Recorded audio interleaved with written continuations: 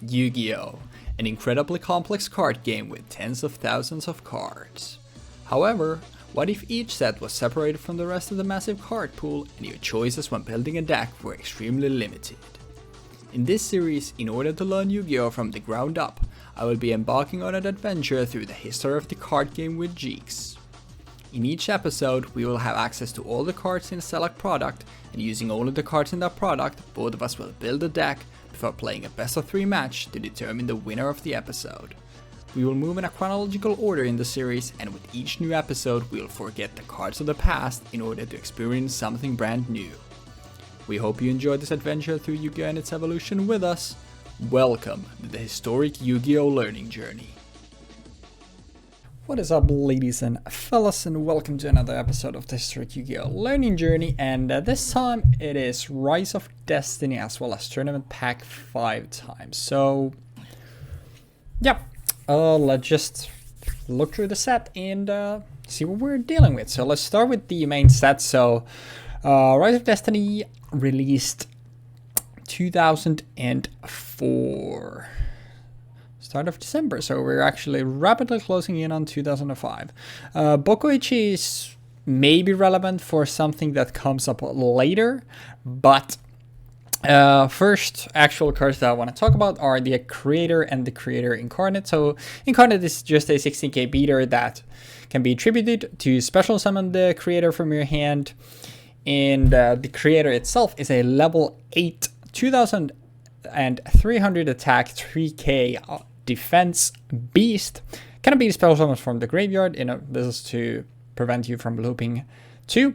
And once per turn, you can target a monster in your graveyard, send 1 card from your hand to the grave, and if you do, special summon the target in the grave.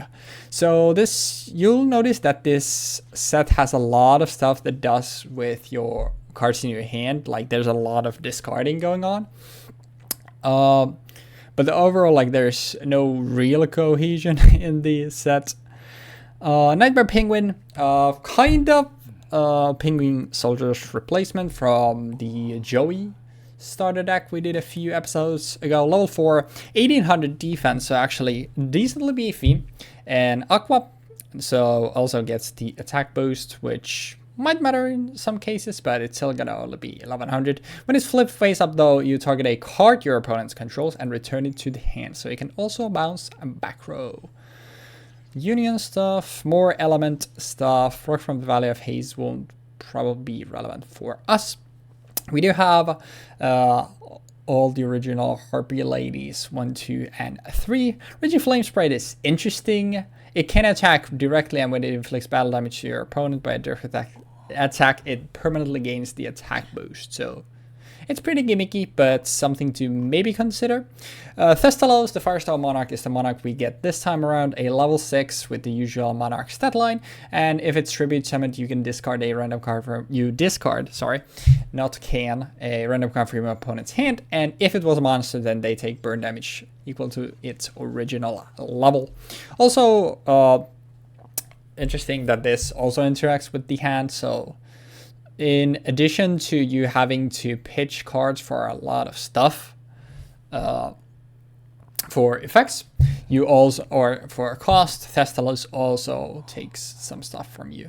Mirage Dragon is another 16k beater that says that your opponent can attack a trap card during the battle phase, so maybe a little bit gimmicky, but something still to maybe consider just for the set line. The Koichi is a flip monster that draws a card, and then you draw an additional one for each phase of Bokoichi that you control. Bokoichi is the 500 that we went through earlier. I doubt we're gonna see it, but it's still like nice. It always replaces itself, and if you want to play Bokoichi due to a card that we will see a little bit later, you can consider it. Darkblade Fusion, probably not gonna see it.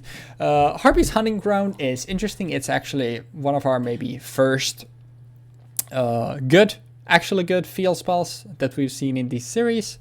It's important to note though that the summon of a Harpy Lady or Harpy Lady Sisters, the summon triggering the effect is mandatory. So if there is no back row for you to pop, then you must pop your own Harpies Hunting Ground. More Harpies support.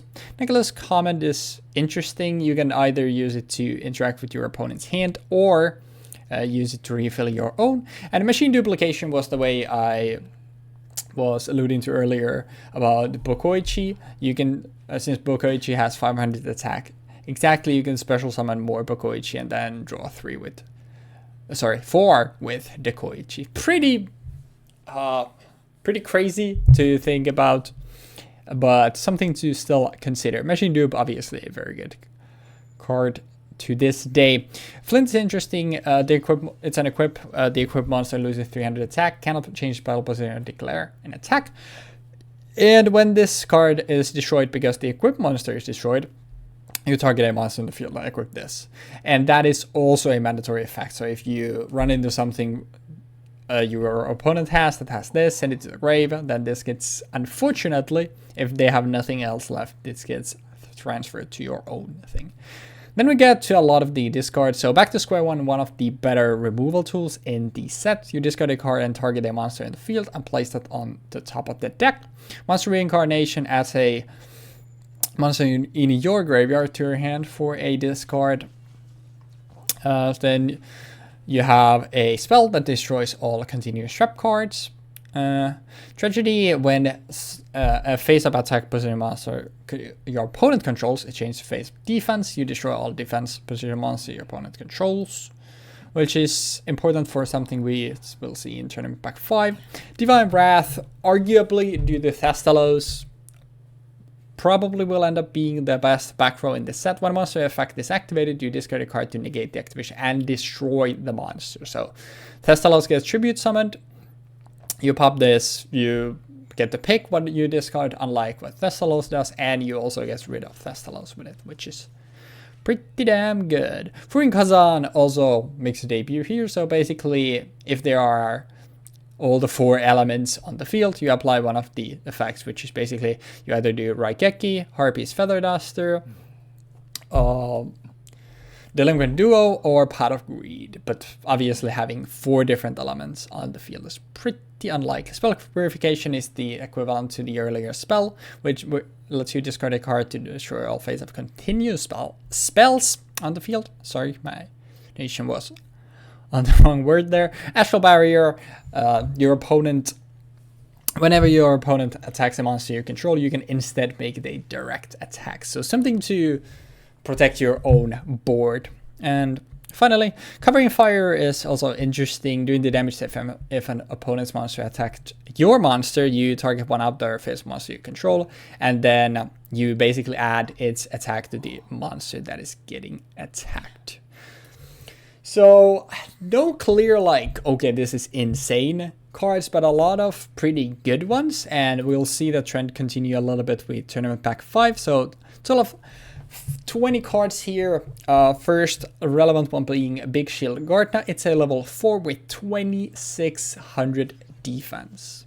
But when this card is attacked, it is changed to attack position at the end of the damage step. So if your opponent has multiple things, they can swing one into it to flip it to attack and then swing over it since it only has 100 attack. But they're still pretty likely to take a lot of damage in the process since it's defense that is so huge.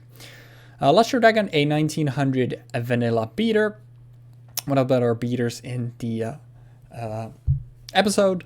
Kaiku is only 100 less and it targets monster in your opponent's graveyard and banish those when you deal battle damage. We've seen this already. Same thing with Bazoo in Invasion of Chaos. You can just pop stuff from your grave and give it a boost. I don't think there will be any real zombies to play Book of Life. Obviously, Jogan, we've also seen again special summons are prevented.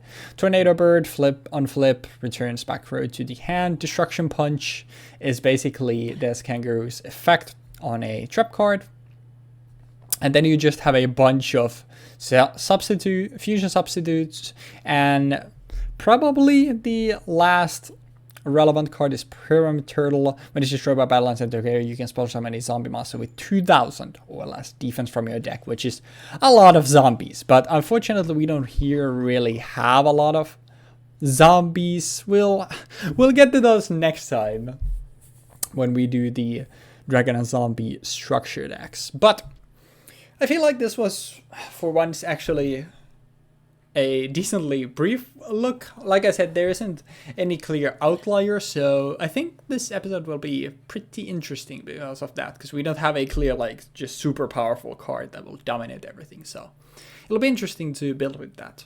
So with that being said, I will see you all in the deck building section next. Okay, so yet again, I think this set sucks. I think this set, just like the previous set, so the duelist, is kind of ass. I think there's some cool things in here, specifically stuff with like Raging Flame Sprite, or even like having monster negation finally. We haven't really seen any monster effect negation so far outside of skill drain, I think. But there's a lot of stuff in this set that feels like, oh, you want to use Divine Wrath for that. Stuff that will hurt if it resolves in a way where your opponent has a clear advantage, such as, for some reason, let's imagine they're playing Dekoichi and Bokoichi, and they have Dekoichi set on the field, and they have a Bokoichi on the field. Or they summon a Bokoichi on the field. And then they use Machine Dupe to get 2 copies of Bokoichi out on the field to draw an extra 4 cards. Oh my god! Insane! And then they can't even draw their bad Bokoichi cards. You might want to negate that. Or maybe you wanted to negate a more realistic scenario like the Creator's Effect. Or, I don't think this can be negated actually. I'm not entirely certain. But yeah, like let's... Oh, then there's also Thestalos, which is if you negate this card, you effectively go +/-0. Because you activate this card, you discard a card, but your opponent also sacked a card and the tribute monster dies. Or tribute monster dies.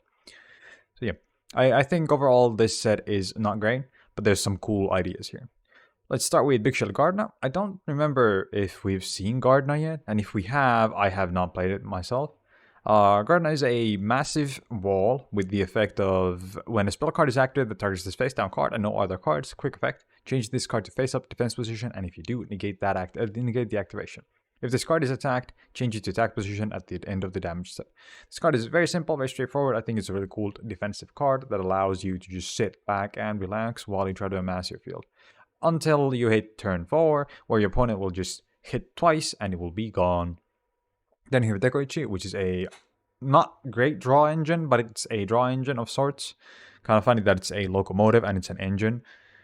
I think they probably made that joke on purpose. And Bokoichi is also a freight car.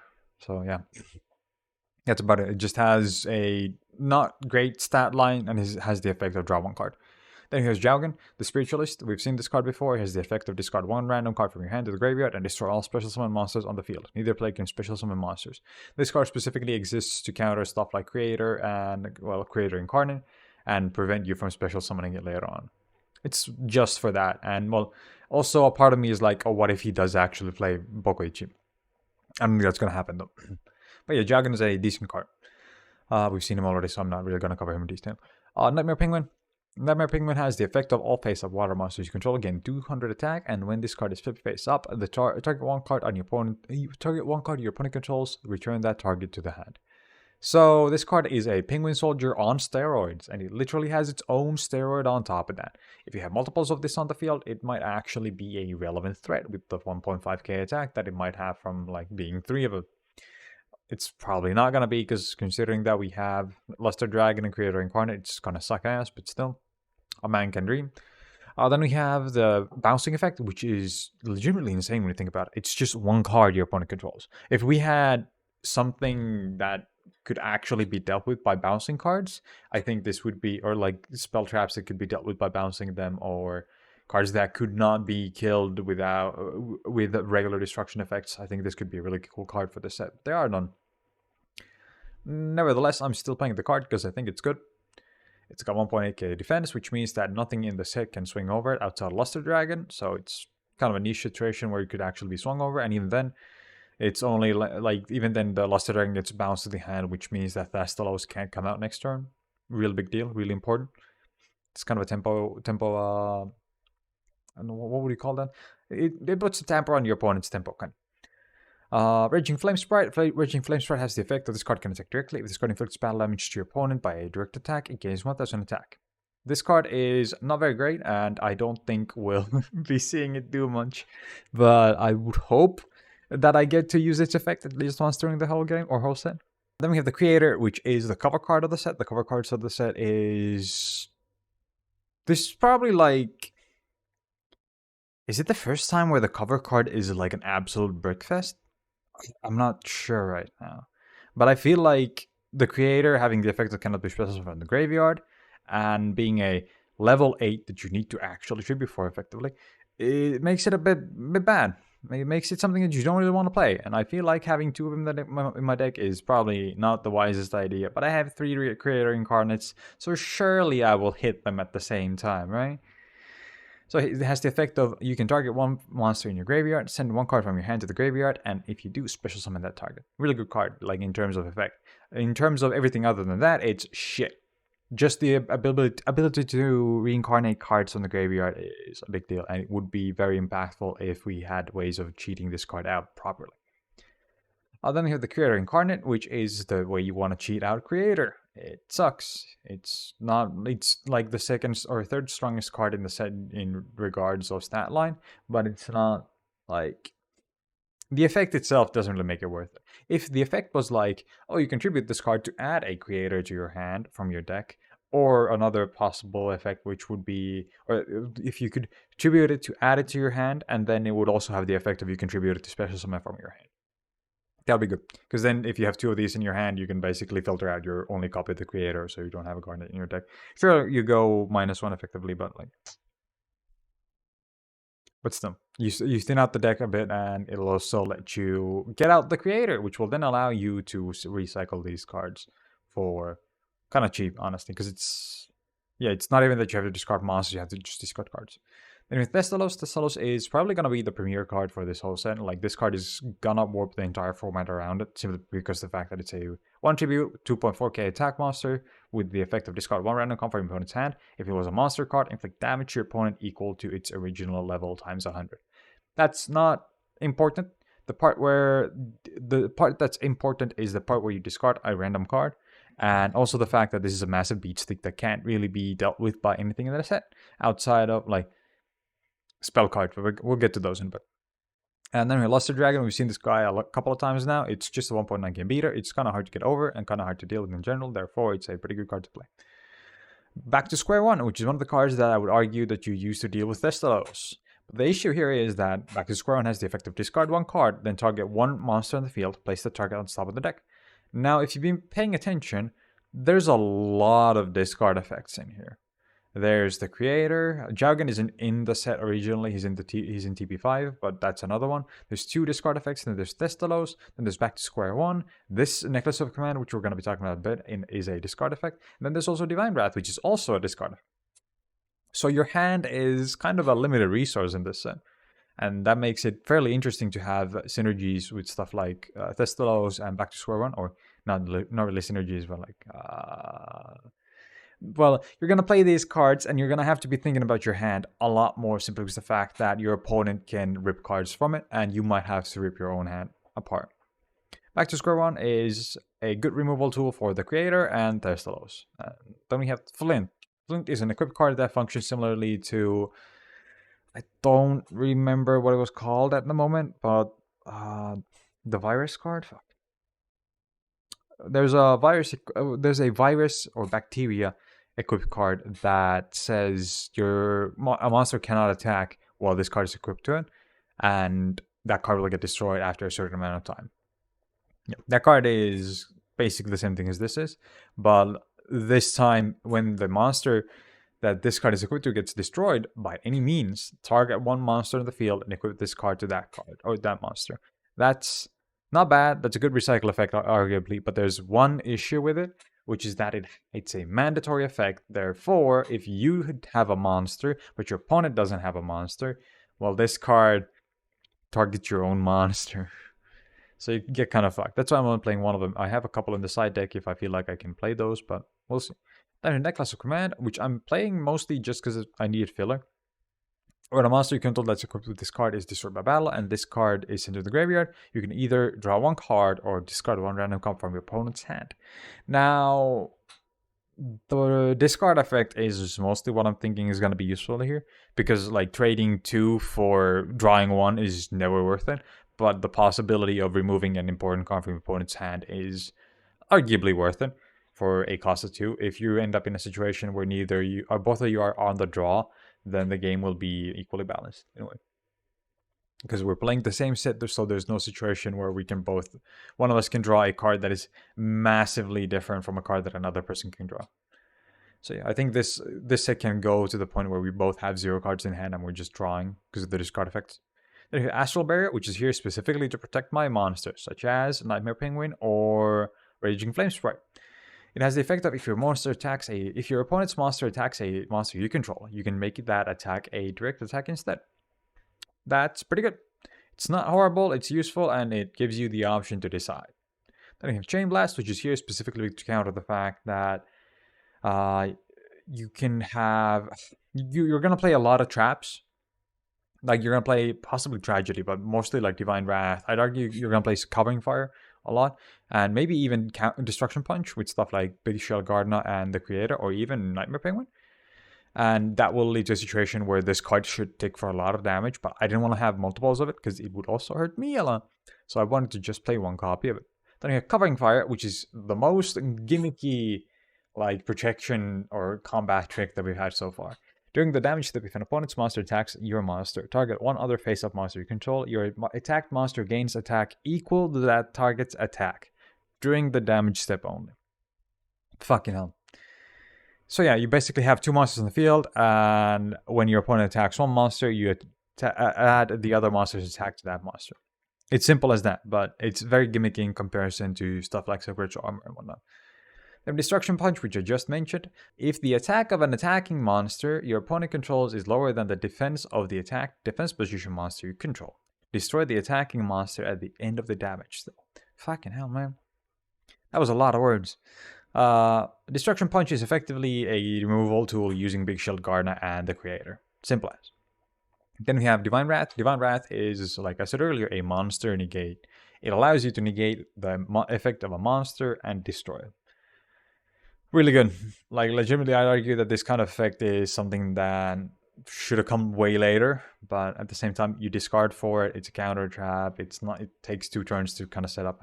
It's not very great in that sense. But well, there aren't many great monster effects currently in the game either at this point. So I think this would have grown in value if we got it way later, but I don't think we're gonna see it ever again. And then we have Tragedy, which is something that I have here specifically because I want to be used to deal with stuff like Big Shield Gardner and the Creator, because you're gonna normal summon Creator and then change him to defense later, so you can use Tragedy to pop it. Then we have the side deck, which is not very great. We have the Combustible Collective, which is meant to be a kind of game pushing card. You're meant to use this card to sort of just try to win. If you don't win when you use this card, I think you're just gonna fucking... And then we have Jowgen again and the Creator, Testalos. And then we have another new card, which is Ballista of Rampart Smashing, which says if the equipped monster attacks a face-down defense position monster, it gains 1,500 attack during the damage calculation only. That would be really cool if we had Book of Moon. That is all. More copies of Flint, more copies of Necklace Command, and more copies of Chain Burst, Destruction Punch, and Tragedy. I don't think there's really anything else to say for this deck. I don't think this is a very good set in general. I don't really like the idea of playing this deck. There's nothing in this that enticed me to build it or try to make it better. But we'll see how the sets go. So good luck with the games. All right, we are back. Welcome back, guys and gals. And here's what we have whipped up for today. So as always, let's go through the deck and I'll give a short explanation of each card and what I hope they can achieve. So first and foremost, we're playing 3 Testalos. This will be our premier tribute summon. It's pretty big for a 1 tribute monster, has a decently good effect given that there are a lot of cards that want you to discard stuff in the set. Then we're playing 2 of the Creator and 3 Creator Incarnate. We are playing the 3rd copy of Creator in the side. My side is pretty bad this time around. I feel like I just couldn't really find any cards that I really wanted to put there. So yeah, but the Creator is just basically a huge bomb that if we can have it hit the field, then that's going to be really good for us.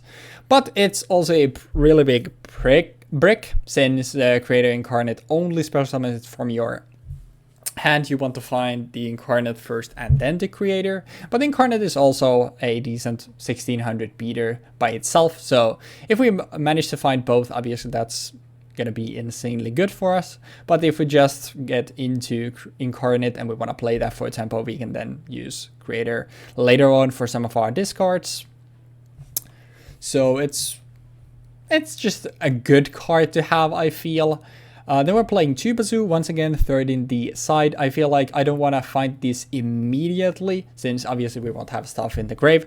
But later along the line, if you can banish all 3 cards for Bazoo, it can actually beat over Thestalos. And if for some reason there's a Creator in attack position, over that as well. So I just feel like Bazoo is going to be good solely for dealing with Thestalos. And since there are a lot of discard effects, Bazoo will also be getting its materials online quicker. We're playing 3 Kaiku. This is sort of to combat Jeexx's Bazoo, because I obviously expect him to play it as well. So with that, Kaiku is just a good 1800 beater that can also get rid of the materials for his Bazoo. 3 Luster Dragon. This is just basically the best beater with no drawbacks, no tributes needed in the set at 1900. We're playing 2 Big Shield card. I have the 3rd copy in the side as well. This is just a really big defensive wall that if you just set this on turn 1, you basically have a free tribute. Unless somehow Jeexx managed to get Creator Incarnate and Creator turn 1, but actually even that can't beat over this thing. So yeah, it's just basically your best turn 1 play. Even later on, if your opponent has multiple monsters in the field, they still have to take a lot of damage to flip it in attack to then beat over it with the other thing. So I just feel like Big Shield Garden is going to be very good for that. And actually, I think this is the best spot to talk about another card. So Destruction Punch, we're playing 2 in the main, 1 more in the side, is the Death Kangaroo effect. So if a monster attacking your monster has less attack than your monster has defense, the monster gets destroyed and you still do damage calculation. So basically, if your opponent swings anything into Big Shield Guard with Destruction Punch, you can just get rid of it. 2 Tornado Bird, 3rd one in the side. This is just to deal with a bunch of the back row. Mostly I'm afraid of Divine Wrath, which we will cover later. Then we are playing 3 Dekoichi. It replaces itself. It can serve as tribute fodder. It's just a good card, I feel. 1400 is also a decent body. It obviously can't really beat over stuff, but it's just good enough, I would say. And then a Nightmare Penguin is our last monster that we are playing. 3 copies, 1800 defense is pretty decent. It's essentially 1100 attack due to the effect it has, and then on flip you basically bounce anything. It can bounce back row if we set it the previous turn. Jeexx doesn't swing into this, maybe doesn't play a monster, plays some back row, maybe he doesn't have a monster, then we can flip this to maybe bounce some back row if we're afraid of like Divine Wrath. We manage to hit that, and then we can maybe go into Thestalos, and his options will be more limited at that point. Then we're playing 3 Back to Square One. This is just an amazing removal tool that basically deals with any monster. And also with it, we know what he's drawing next. And since we have no extra draws here apart from Dekoichi, it's going to be pretty nice to know what he's drawing and set him back a turn. 3 Flint, this is basically here to stall. So if he gets an early Thestalos on the field or something like that, we can deal with it with that. I was thinking of playing less and playing more monster, but I'm already playing a pretty high monster count at 26. So I wanted to play with 3.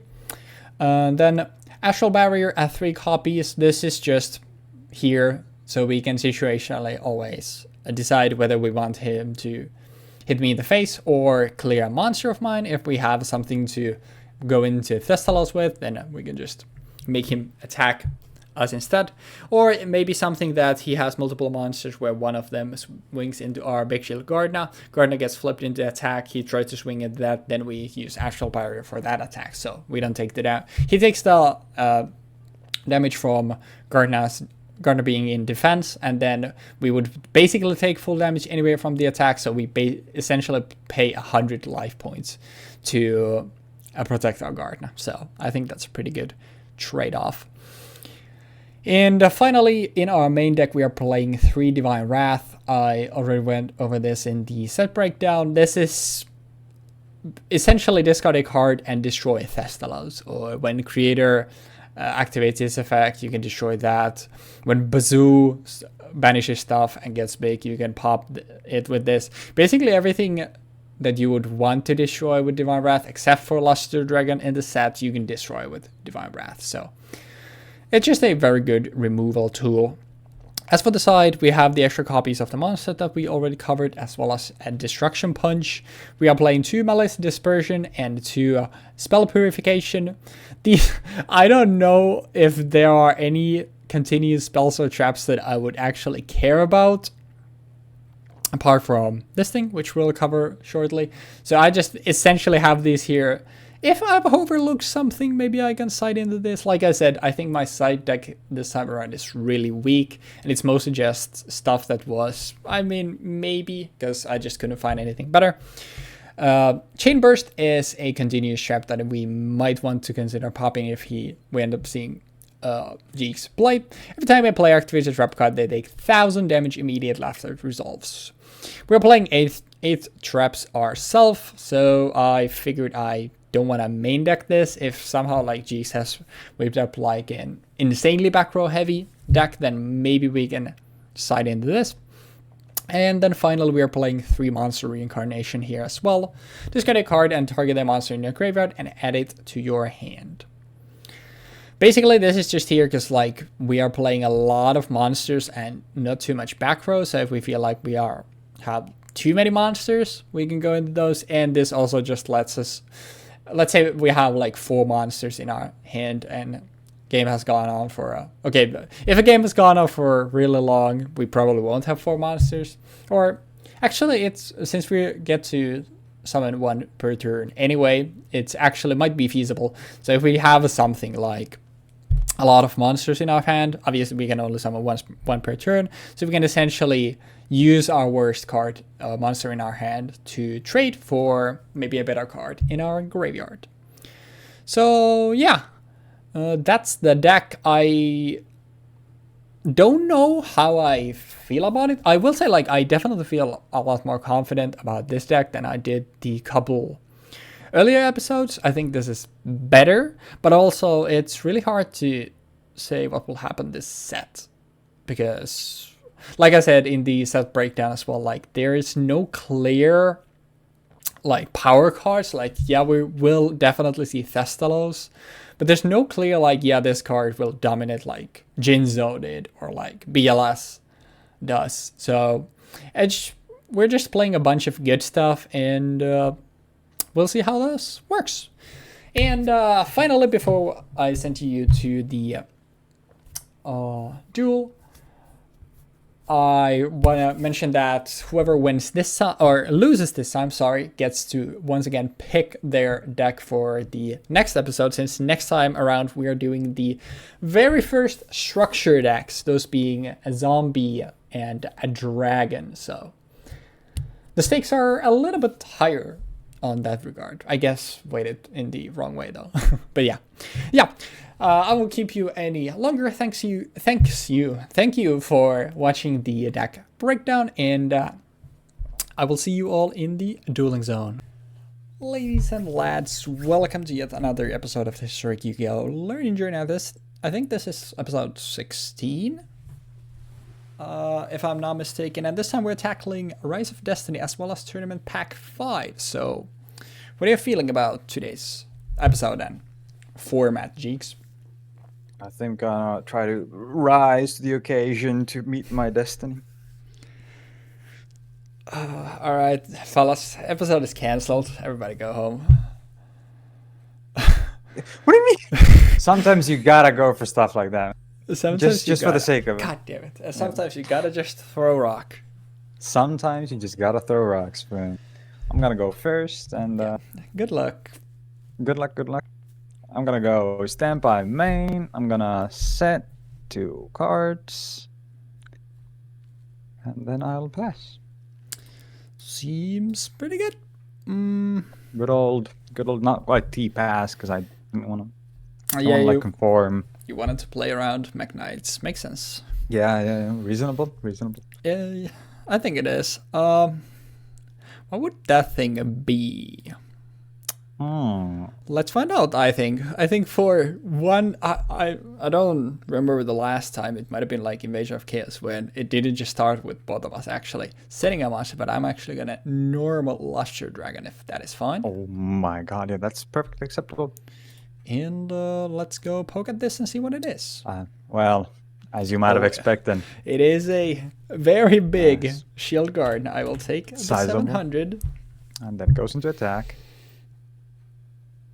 And I have to just ask this real quick. Well, actually, I could probably just Google this without revealing my hand. Yeah, that's fair. I get the activation if it's... Oh yeah, you are you wondering like whether I take the damage or who takes the damage? Oh no. I'm wondering about specifically a certain trap card that I may or may not have. Oh, all right. Yeah, all good then. Let me see. I think on that.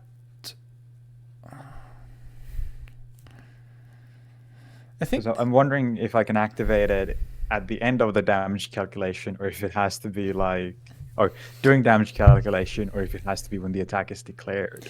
Oh, there's counter blow or whatever it was. Yeah, destruction punch. That card exactly. I would assume it works with, because I will say like I am also playing the card, and the entire idea why I figured is like, okay, this way the opponent can take damage and then their monster will be destroyed. So yeah, at least that is what I was basing the whole idea of playing that card around. So if you're cool with that, I think we can just go with that. But if you can find another ruling for it, then I can't find anything other than that. So oh wait, yeah, damage calculation is applied normally. Yeah. Oh, it says it says it in the card. Okay, that makes things way easier.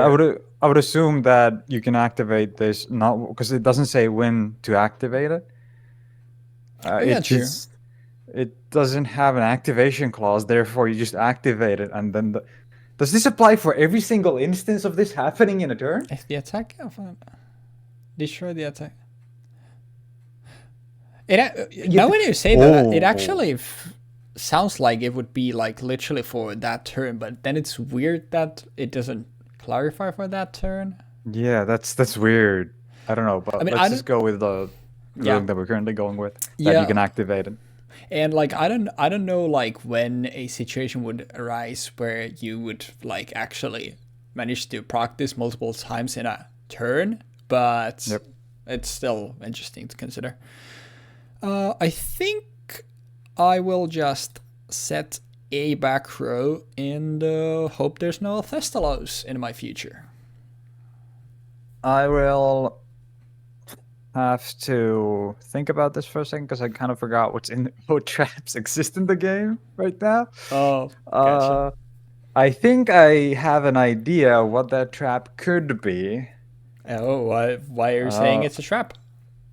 Because I'm going to assume that it is, in fact, tragedy. Therefore, instead of changing my Gardener to defense, I will just tribute him for Thestalos. Yep. And I will discard this card. Alrighty. It is a monster, so I will take 400 points of burn. Okay, that's fairly good. Fairly good. And then attack for 2.4k. Yep, I will take the damage. Okay, then it's your turn. Thank you. Draw standby main. I think you're gonna set up Penguin. Carry. Yeah.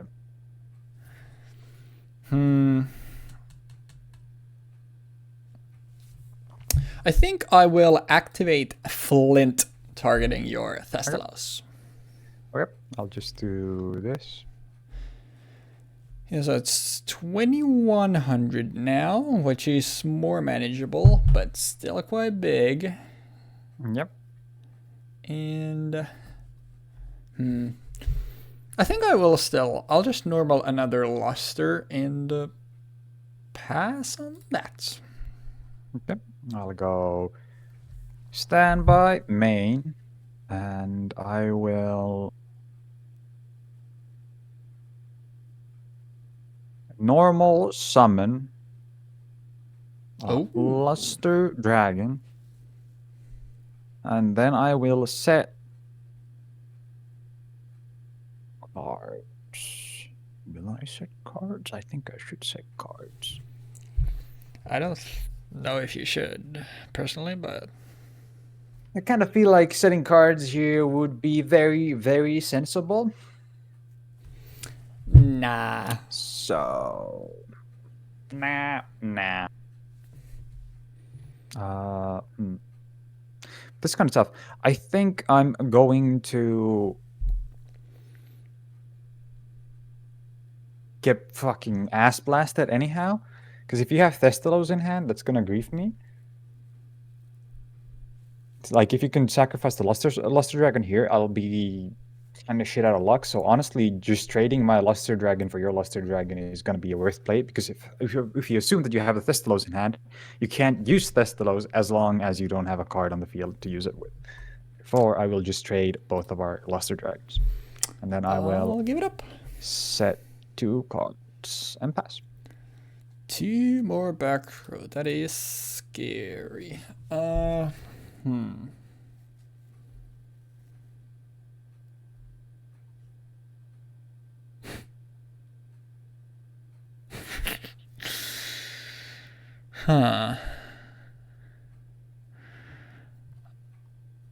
I'm starting to see a problem here.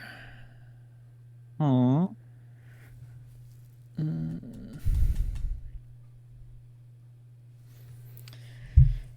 Huh. Yeah, I think I will just set another back row and pass it back. Okay.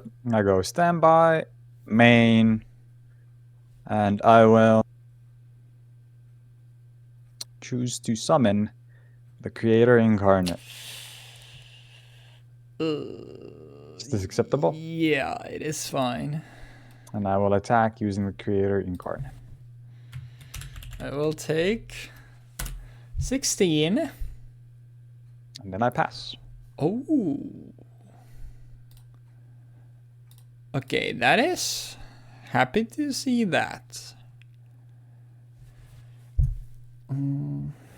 What could your back row be? That's so scary. All right, I will normal bazoo. Okay. And I will elect to banish. What the fuck? 2 cards making 22. Do I? Nah, I think I'll go all the way. I'll banish all the way. all 3 to make my bazoo 25 hundo. Yep. Then the back row is so scary, but gotta do what I gotta do. I would like to swing into this 2100 Thestalos. I will activate Covering Fire. I will target my Creator Incarnate, and the Creator's Incarnate attack would be added to Thestalos' attack for the rest of this damage set. Yeah. So I will then take, what is it? He's 3.7k now, so yes, 1.2k. I will take that, and bazoo goes to the grave. And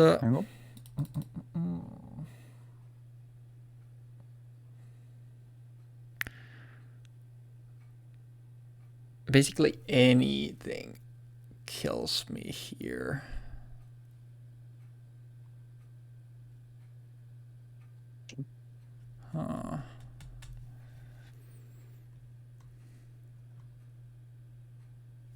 Yeah, no. I'll just pass and pray you don't find a normal summon. I normal summon Nightmare Penguin. Yep, that'll do it. Let's go. I had that card in my hand since turn 1. Gotcha. Seems good, seems good. Let's go. Side for game 2. I definitely gotta swap a few cards out. So what I was, I guess I should say this before I enter recording. What I was alluding to was I had not considered that Flint is in fact a mandatory effect to target a monster in the field to equip it. So yeah. So if you trade into my card while I have no cards, you lose your monster effectively. Yeah, exactly. But the way that you avoid that would be by just setting a card in like face down defense and trading 2 cards into each other. Yeah. But yeah, that definitely foiled my plans with my hand a little bit. But yeah, let's go game 2. Yeah, I think with all of that, let's try this again. Can we just make an agreement that I'll go first every time? I'd rather not. I appreciate you like asking, but I think I'd rather not. I also think I would like to correct your mistake last time where you didn't properly T-pose, so I would like to open with a T-pose this time. And pass it back. Time for my good old Mech Knight gaming to happen. Yes. I'm gonna... Actually, I love Mech Knights as an archetype. I think they're super cool. Okay, I'm gonna set 3 cards. Oh, Jesus. I'll pass. That is a lot of setting, which I do not like. I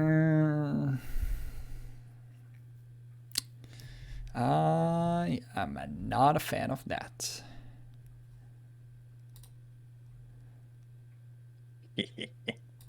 And you still can't summon Mech Knights now. I am going to put another T-pose on the field and just pass. I am not a fan of that. I must admit. No, this is peak Yu-Gi-Oh! Actually, nobody knows what. Great. I'm gonna set 1 card and I'm gonna pass. Frightening. Roasting my main.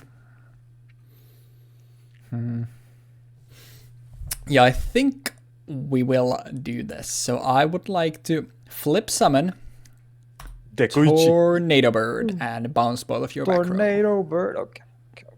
That's fine. That's fine. Then you would like to set a creator face down in defense position. Yes. Yeah. Can it even be normal summoned? Yeah, it can. Duh. Oh, then I will tribute both of my monsters. No, I will. Yeah, I think this makes the most sense. I will tribute my Tornado Bird for a Thestalos. And since I saw where you put those back row, yeah. I would like to target this one. Oh, you bastard. Take your 300 points of damage. No! How could this be? That's impossible. I'm so afraid there's a Nightmare Penguin here. I will flip up the Koichi though. And draw. Okay. Okay. Another thing here is though, I poke into Nightmare Penguin, I take the damage and I lose my Thestalos, but I poke in the Gardener. I take damage, but after that you also take like 2,300. There's no way both of those are Nightmare Penguins. Oh. But now the question is, would you set the Nightmare Penguin first? Setting the Nightmare Penguin into an empty board, arguably? No, absolutely not. Although there's an argument to be at that made that I point, could have set the Nightmare Penguin because I was worried about Thestalos coming out, so I might have wanted Nightmare Penguin to be on the field if you swing into it. So it could be the first thing. I already had stuff and you said it, so I think for me the safer swing is this one. Haha, Is it the it's penguin? actually Dekoichi. Oh, it's the Koichi. And then I draw a card. I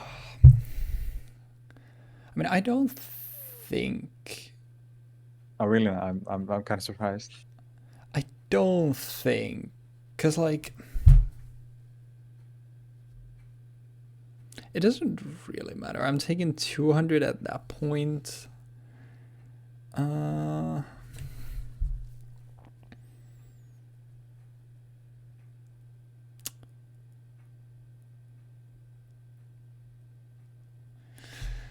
I'll bite. I'll poke into this one. Haha, it's Gardner. I will take 200. 200. Okay. So no Nightmare Penguins yet, huh? No, I wonder. Now I'm scared because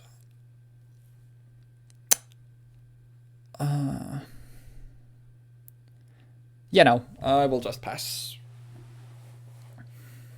Okay, I go standby, main. You have a Change lot of my Gardner cards to defense. in your hand, which I don't like.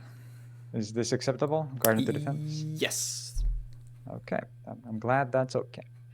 I will activate a spell card. I will activate Back to Square One. And I I'm will assuming you would like to target my Thestalos. discard that and bounce your Thestalos back. It goes to the top right. Yes. So, Yes, to the top of your deck.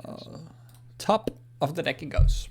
There we go. And then I will set 2 cards. And then I will pass. I will draw what it could be anything. Whatever could it be? It could be anything. Could be anything. Could even be a Thestalos, huh? It could. Possibly. What would you set? What would I set? Maybe it's another Gardener. It could be. Maybe it's another Dekoichi. Maybe I want some more cards.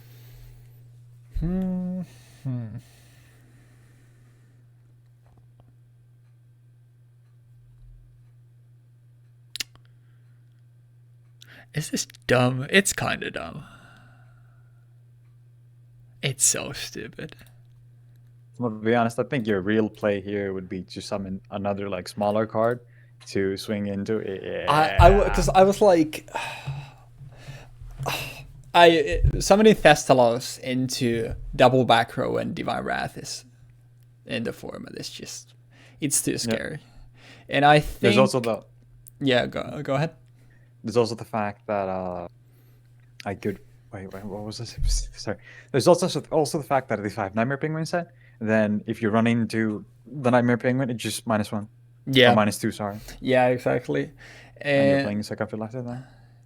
And now, if I recall correctly, you needed to have another face-up card to add points to whatever you're doing. So I think the right thing to do here is actually to swing Dekoichi into this first. I will take 1200 and then swing Kaiku over it for 17. And I don't think it mattered at all. I guess let's get rid of the raging flame sprites. Yeah, I think that's actually a really good call to get rid of both of them, because for let's say I somehow manage to get a creator out, I can just start spamming out like multiple cards, multiple raging flame sprites. Yeah, because that's the thing. Like, if they actually swarm the field, I think that's the scariest thing. Because like Gardner is big, sure, but it's like, okay, both of us are taking a lot of damage if Gardner hits the field off of creator, and obviously Dekoichi off of creator doesn't really do much. So yeah, but yeah, with that, I think I will just pass. I will go standby main. I will.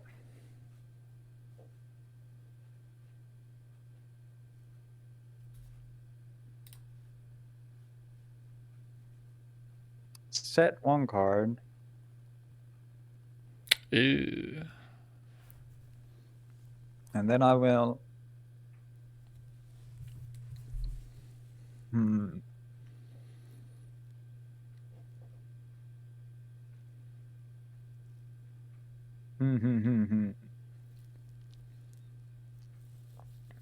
It's a really tough one. Yeah, take your time.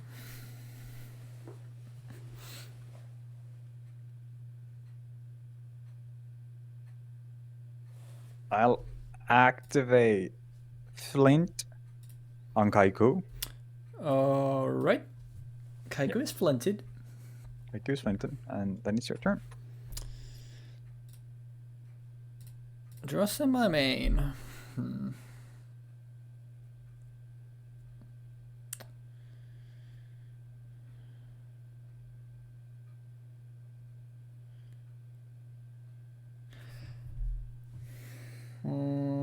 That's weird.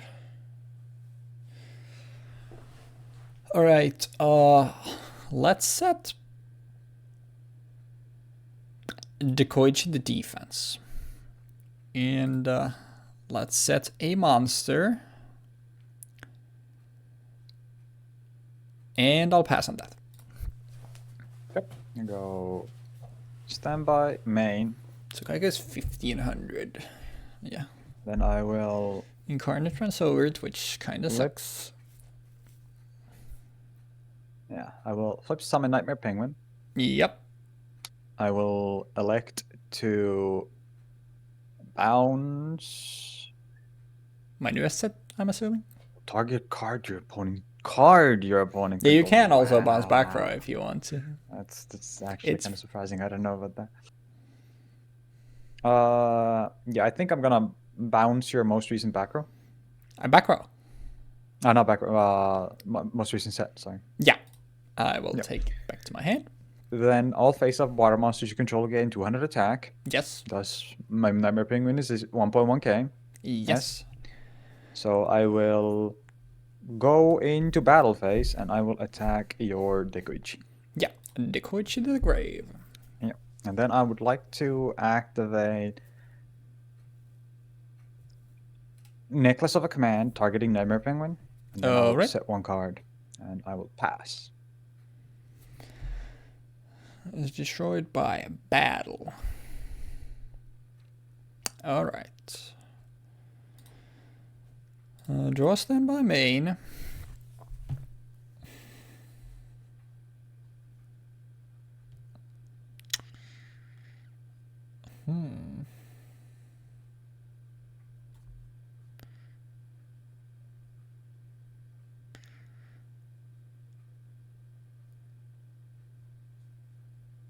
I will set a monster and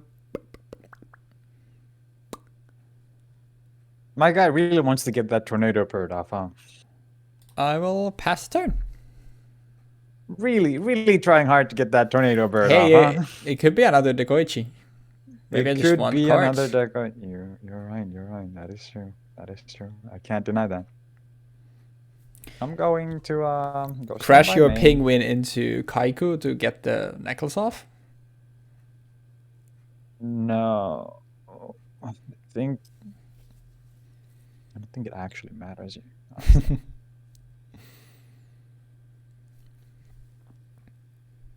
I'm going to attack your Tornado bird.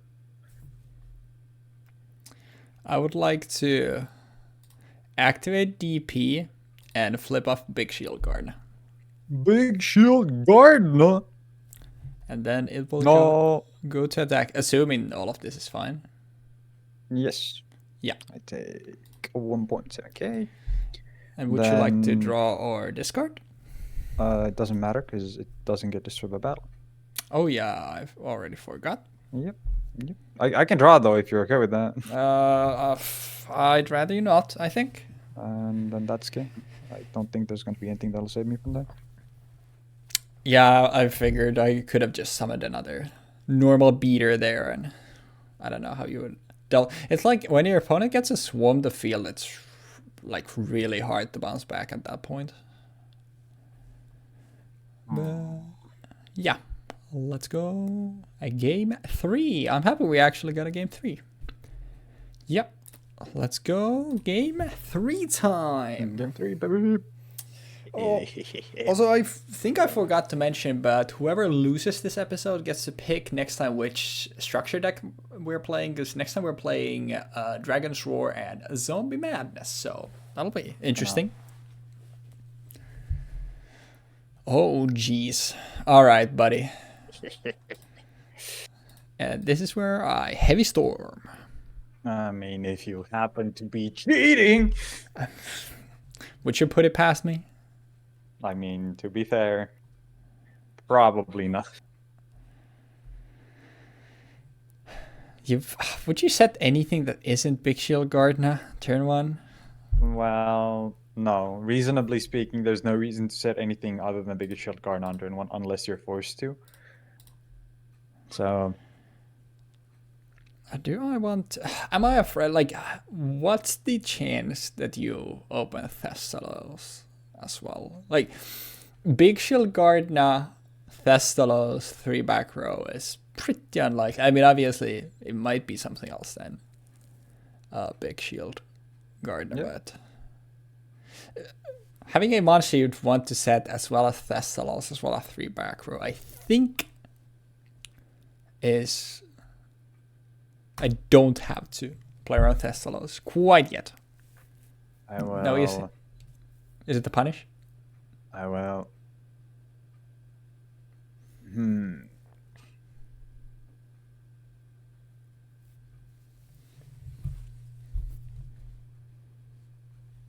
I will just end my turn. Oh. Interesting. I don't know how I feel about that. I mean, I think we're being chilling. I'll set another monster and I'll pass. And by main, I'll Don't end your turn again. set Oh, 2 Jesus cards Christ. and pass. What the hell is that? It's specifically so that you can't snipe the cards I want to keep in my hand with Thessalos, and it's also so that you gotta flip a coin if you want to use Tornado Bird. Now, this is interesting. Is it time for the creator? Cares.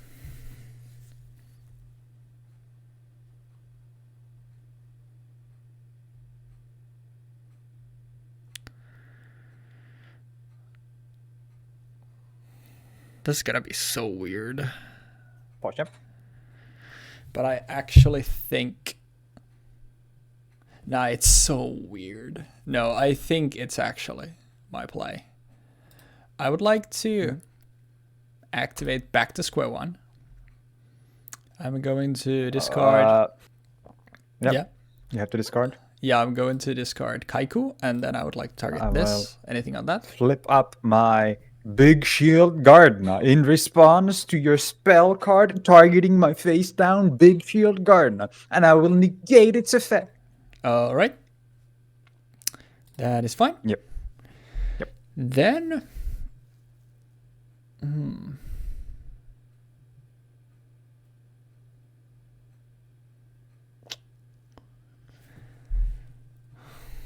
No, I can swing into that. But I'll take a lot of damage in the process. And you still have 5 back row. I think we will flip summon the Koichi. Oh my god. Anything on that? No. I will draw. And then...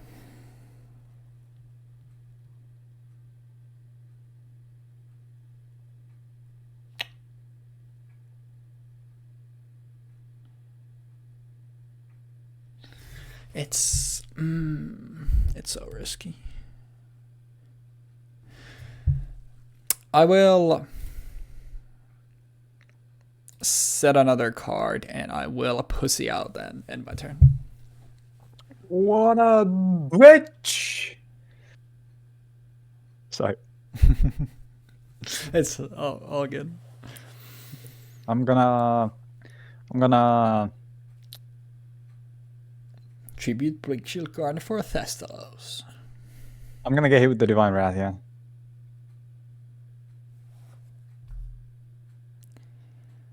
You got it. Yeah. And I will discard my Luster Dragon. Oh my god, I got outskilled? No way. Then I will pass.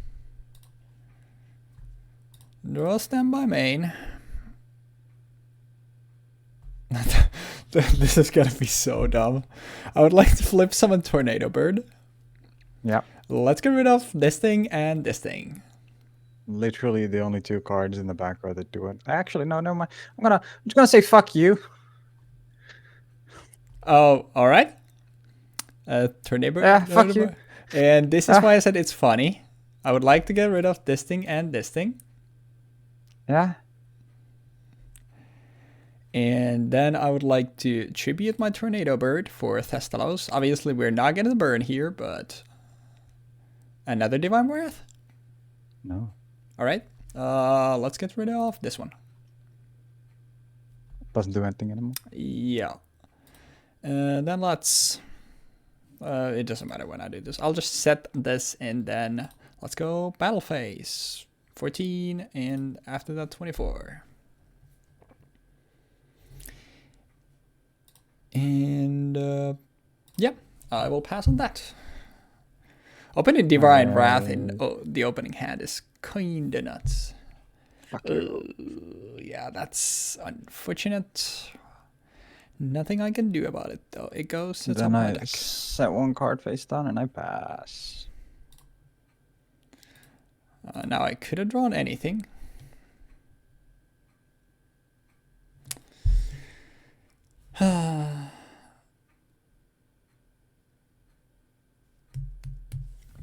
That's so annoying. Because, like...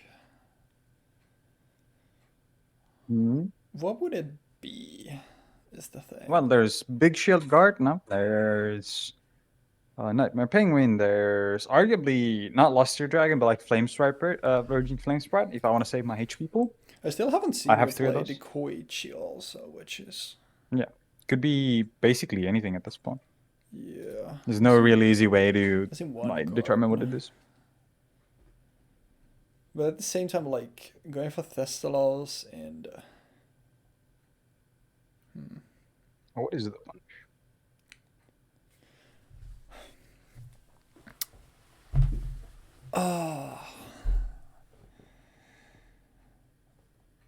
What's the punish? I take a little bit... I think it's worth it still to take the damage in either case. I will normal summon Creator Incarnate. Yes. I will go battle phase. I will swing Decoichi into this. I will bounce the Incarnate. Yeah. It will go back to my hand. At least I know what it is now. And... main 2... I wonder... Honestly, it's... No, I will pass. No, back to square one? Oh, back to square one? You know.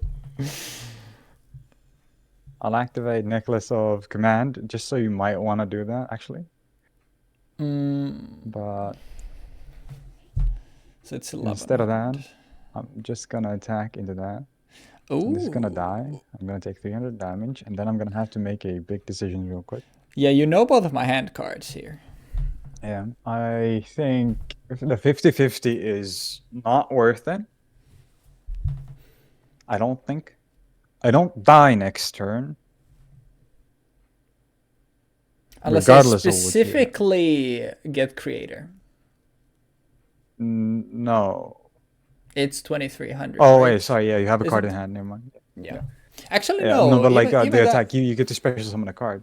So. Oh yeah. With that, yeah. I was gonna say like even with the creator, but I miscounted. It would be 200 off. I'll draw a card. Yeah, I think that is the play. Then it's GG. Doesn't matter. Oh, that's unlucky. Yeah, I had a Yeah, there it is. crazy opener. What you got? There it is. Oh yeah. You want to know what my other set was? I had another one. The Divine Wrath in my opening hand like saved the whole thing. Having sure. 2 tornado birds saved the whole thing. I mean, they also did a lot. That's a good ass card. But yeah, I draw the nuts this game for sure. I mean, I did not expect the other one to be like I should have totally just stuck to the Divine Wrath and not used it. But I figured, it's not gonna be that his second set is gonna devastate my back row here, so I should be completely fine here. Mm-hmm. And then you use something that like completely shut on anything that I could have possibly done. Yeah, that's But I should have just played more conservatively. Double was kind of crazy. I mean that still was a massive misplay on my part. So. Yeah, but I do think it's a fair assumption to make that there's no way he has 2 tornado birds at this point. 2 tornado birds and a Thestalos and 2 divine wraths. Yes, sir. Yes, sir. The only thing missing is the creator. Yeah, I would have had to draw 7 more turns to get the creator, so that was still a little far off, but I just took every single copy of the creator out because I realized this isn't going to do anything unless I cheat it out, and I can't cheat it out. Yeah, that's fair. It's very bricky. I was what was your original ratio? I had 2 of them and 3 of the incarnates. Okay, yeah, and I had 1 Thestalos. Yeah, one Thestalos. Yeah, I had 1 Thestalos in my original set. Oh. Because having more than 3 tribute monsters would have meant I would have been sitting on tributes for the entire game, basically. Yeah, I guess I ran so many monsters because once again I struggled a little bit to find. I mean, it wasn't that bad finding actual back row this time, but I still think I played like 25 monsters. Oh, but yeah, I was running 3 Thestalos, 2 creator. I had 3 Nightmare Penguin, 3 Decorator, 3 Raging Flame Sprites, 3 Luster, and 3 Incarnates, and that's like the only ones that I placed itself. And then traps I had Covering Fire and Divine Wrath, and for spells I had Back to Square One. Yeah. In places. Everything else was kind of like just fiddle around. I wasn't playing Covering Fire. I wasn't playing Tragedy. I wasn't playing Necklace. I think those were like the big differences in our decks. I was playing 2 Bazoo and 3 Kaiku. The reason why I was playing Tragedy is specifically because of the fact that if the game went into a stall state and you had something like Garden on the field and you changed Garden to defense at any point and you had more than 1 card in defense, I could just instantly pop your field with that. Yeah. Using Tragedy. And then with Covering Fire, it was specifically for situations where, for example, I have 2 cards on the field, but I don't have the means of killing like Thestalos or something else, or killing the creator when it's attacking before that, or having any kind of protection otherwise. Yeah. So I can use Covering Fire to like combine 2 smaller monsters to be a bigger monster than Thestalos or the creator. Yeah. Which worked out once. It definitely worked out. It definitely was like a card that I underappreciated when I was going through the set, for sure. The reason that I ended up still like playing Bazoo, because that was a card that I really went back and forth, but in the end, like every time I was like, okay, after Thestalos hits the field, what do I have to deal with? And basically it's like, okay, back to square one. Or if I have a Destruction Punch set and I have Garden and you swing into it, then sure. Yeah. But it's like my options were quite limited.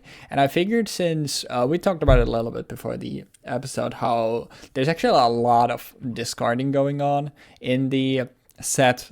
I figured like 2 Bazoo would be nice. Unfortunately, in the first game I opened it in my opening hand. But I figured like 2 would be pretty nice because you're going to find it a little bit later when either like you discarded some stuff from me by using Thestalos, or maybe I discarded stuff for stuff like back to square one. And I figured like it would be reasonable to like somewhere in the mid game when Thestalos hits the field, like actually have a chance to counter it with Bazoo swinging over it. That was the idea about running Bazoo, but yeah.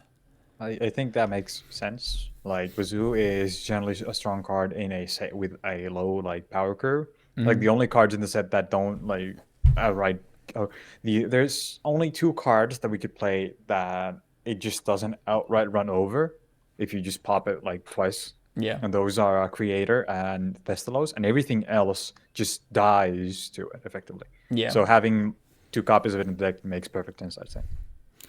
But yeah, I'm sad the Creator didn't get to rear its head, but Yeah, that's a bummer, I'll be honest. but it is what it is. I'm still happy that the games were like decently back and forth, and we got a game 3. But overall, like this was definitely a pretty